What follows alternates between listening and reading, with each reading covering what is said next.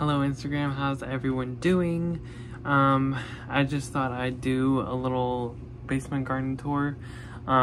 Everything's grown like a ton and most of them look pretty healthy. So here we go. So first of all, behind me we have some Mizu. It's doing pretty good. I have to actually probably trim them again because like you could see they're kind of like long. Like I did the other trimming video, I was actually looking for like, so you cut them where like half of the pot length, so like right there. Also look for something like this where there's new growth, see right here? So I would cut that like right there, so that new part, the new branch would come out. So yep, they're all doing so good. I'm so glad. These used to be like babies, but now they're starting to grow really, really good. So it's awesome. And then down here is the crops that are growing. Let me see which one this is. This is Cal. Of each of them, I think it's very sparse. They're growing, of course, but I'm not about to put them under the grow light tent because they're still like sparse, and I just want to keep them warm and watered until the majority of them are actually like coming up, germinated. So, and let me see what this is. This is Salanova and leaf lettuce in there.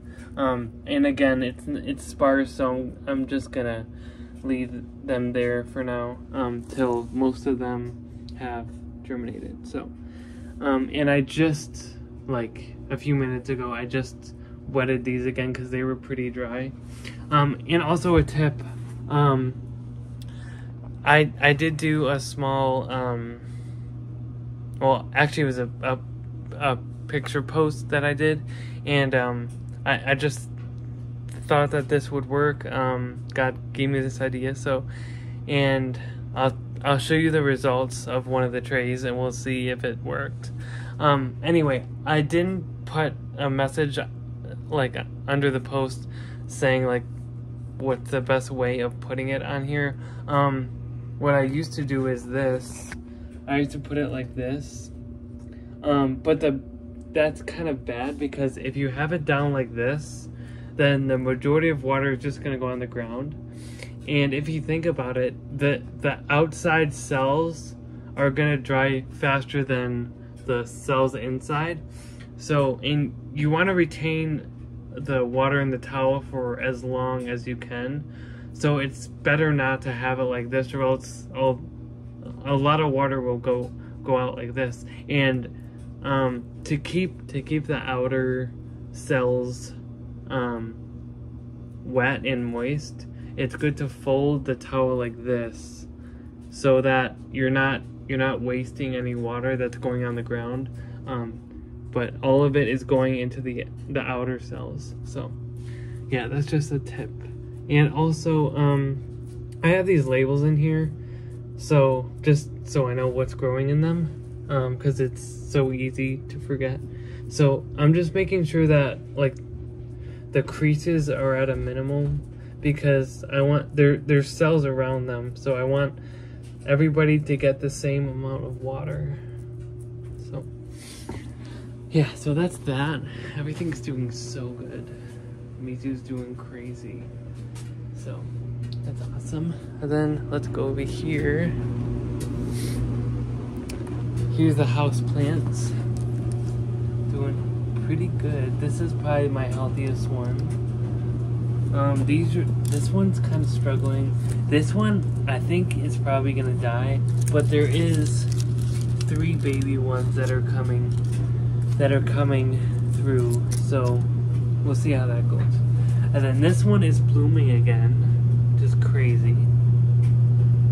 So I can't wait for those blooms to pop. That's gonna be awesome. This cactus type thing, he is struggling. There is new growth happening, so that's good. Like new growth like that. So we'll see what happens with him. So then this one's doing pretty good as well. Then we got lettuce, romaine lettuce. I actually used, I think it was at least 3 days ago. This is actually from a mushroom tray. So this one used to be in one like this, but it was my most healthiest romaine. So I wanted to give him a lot of space for his roots. These are not root bound yet. Well, in regards to this one, his roots were actually going down like this. He didn't even start swirling yet. So, yeah, that's a good sign. I could put them in bigger pots, but right now I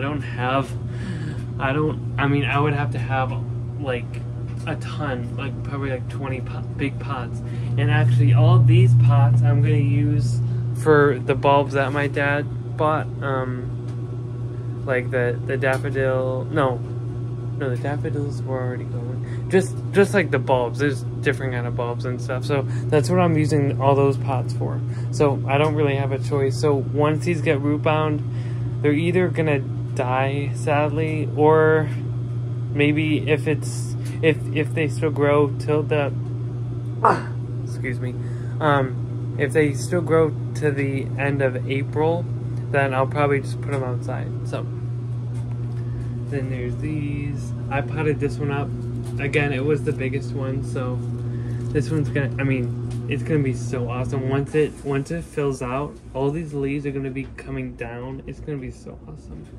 So that's gonna be awesome. And then these are the same as these, but again, it's a different company of a light source, and the light is kind of far away, but I did that for a reason, because like the kale leaves are really, really tall. So I don't know. These are kind of gonna be like stringy, just like these, since they're not under the direct light of that. That's why they're like that, and at this side too.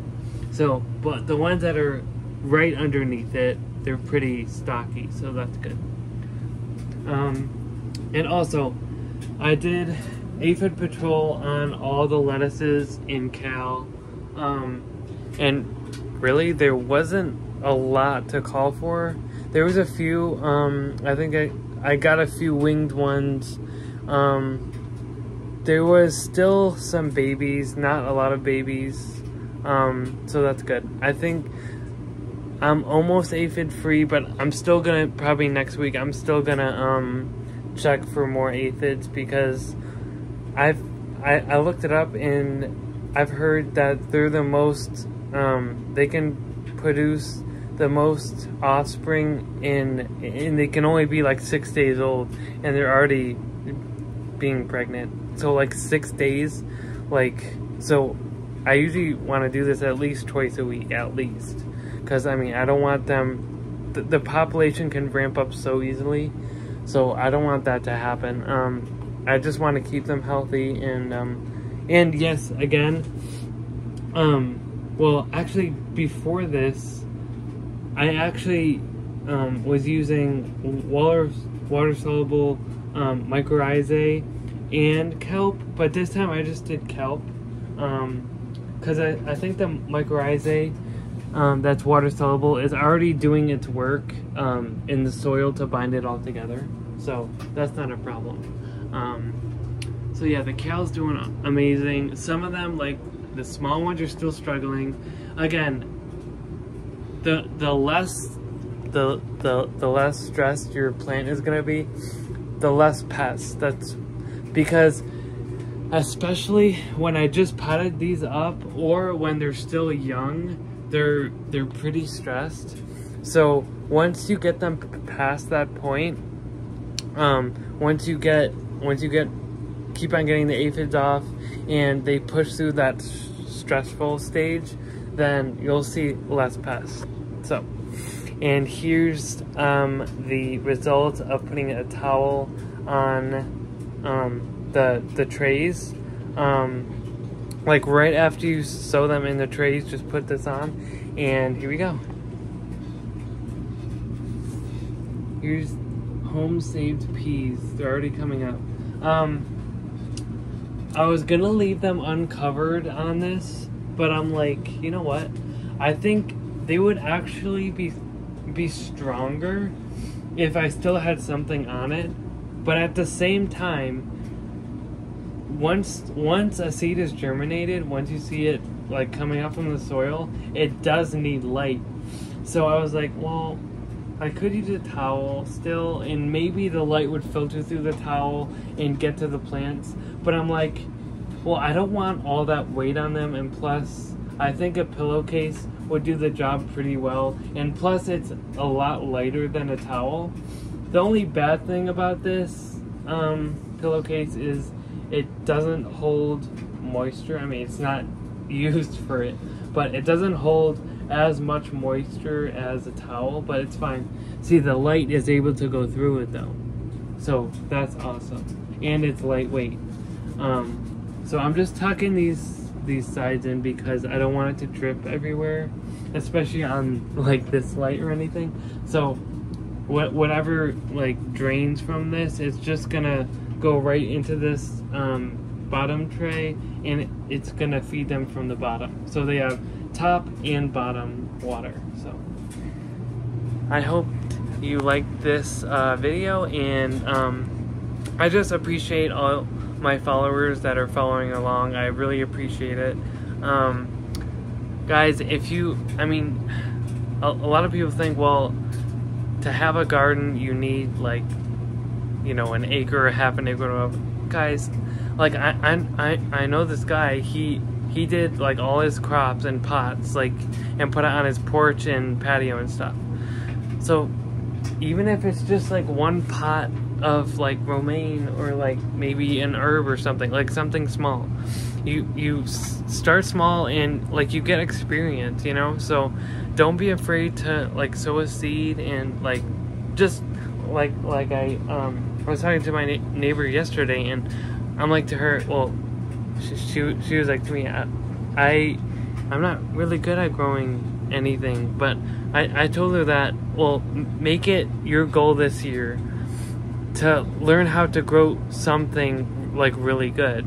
Because I mean, I think a lot of people, they think, well, if I'm not good at growing everything, or like the majority of crops that people grow, like flowers and stuff, then I'm not gonna be, it's not gonna be a good year for me. But I'm like, well, learn to grow something good this year, even if it's just lettuce, or, you know, a pot of herbs or something small.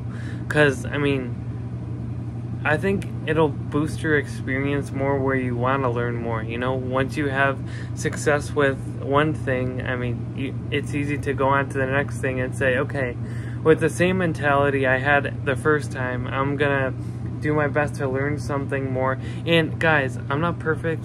I make mistakes like anybody else, you know. But it's not, mistakes happen to every one of us, but the real lesson is you gotta learn from it. Like, what can I do better, you know?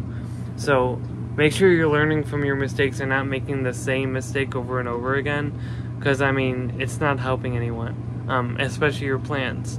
So I hope you guys have a great day, and happy gardening, even if it's in your basement.